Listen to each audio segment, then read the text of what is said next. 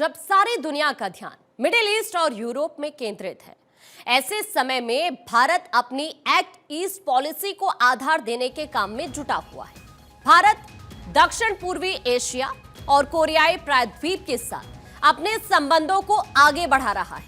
नई दिल्ली ने एक अहम कदम उठाते हुए करीब 3.5 साल बाद प्योंगयांग में अपनी एम्बेसी में सामान्य संचालन शुरू कर दिया है।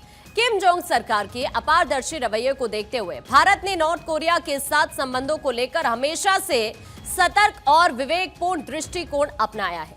भारत ने नॉर्थ कोरिया में 2021 से बंद अपने दूतावास को फिर से शुरू किया है। इसके लिए एक टेक्निकल और डिप्लोमेटिक टीम नॉर्थ कोरिया पहुंच गई है।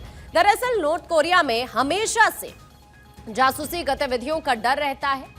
अब आपको यह समझने की जरूरत है कि आखिरकार भारत ने क्यों बंद किया है भारतीय दूतावास, इसके पीछे वजह क्या है। 2021 में भारत ने नॉर्थ कोरिया से दूतावास बंद कर दिया था। भारत ने राजदूत समेत पूरे स्टाफ को वापस बुला लिया। इसकी वजह भारत ने कोरोना महामारी को बताया है और इसी वजह से भारत ने यह कदम उठाया था। हालांकि कोरोना महामारी के बाद भी प्योंगयांग में भारत ने अपना राजदूत नहीं भेजा।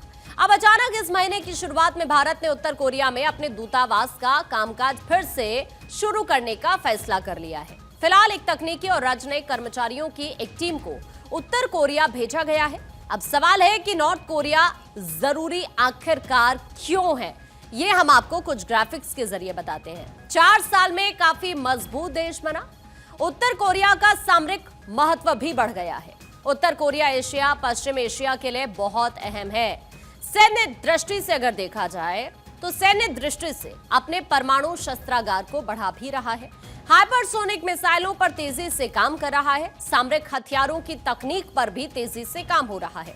भारत के लिए प्योंगयांग में मौजूद रहना बहुत जरूरी है। इससे उत्तर कोरिया के साथ संबंध मजबूत होंगे। इससे ये तकनीक दुश्मनों तक नहीं पहुंच सकेगी और इसीलिए उत्तर कोरिया बेहद ही ज्यादा जरूरी है। भारत सरकार का फोकस एक्ट ईस्ट नीति पर है और इस नीति के तहत भारत की सरकार चुपचाप दक्षिण पूर्वी एशियाई देशों के साथ अपने संबंधों को मजबूत करने की दिशा में काम कर रही है। इस नीति के साथ ही कोरियाई प्रायद्वीप में भी भारत की नजर है। दक्षिण कोरिया के साथ भारत के संबंध अच्छे रहे हैं, लेकिन उत्तर कोरिया के साथ भारत के संबंध थोड़े ढके छिपे ही रहे हैं। लेकिन अब ऐसा लगता है कि भारत ने कूटनीतिक पहल की है और भारत ने प्योंगयांग के साथ अपने रिश्तों को मजबूती देने की कोशिश शुरू कर दी है। उत्तर कोरिया के रूस और चीन बड़े साझेदार हैं। अब आपको समझने की जरूरत है कि इनके संबंध आखिरकार है कैसे। उत्तर कोरिया के 2 बड़े साझेदार हैं, इसमें रूस और चीन शामिल है। चीन अमेरिका दक्षिण कोरिया के खिलाफ उपयोग करता है। चीन कूटनीतिक सैन्य दबाव के साधन के रूप में उपयोग करता है। यूक्रेन युद्ध के बाद रूस और उत्तर कोरिया के बीच संबंध मजबूत हुए हैं। हाल ही में किम जोंग उन ने रूस का दौरा किया। दोनों देशों ने सैन्य साझेदारी को बढ़ाने का फैसला भी लिया। भारत की इस नई कूटनीतिक पहल के पीछे क्वाड भी एक अहम वजह है, क्योंकि हिंद प्रशांत महासागर में चीन की बढ़ती चुनौती से निपटने के लिए अमेरिका, भारत, जापान और ऑस्ट्रेलिया ने मिलकर एक संगठन क्वाड का गठन किया है। दावा यह किया जा रहा है कि क्वाड के जवाब में रूस, चीन, ईरान और उत्तर कोरिया भी गठजोड़ को मजबूत कर रहे हैं।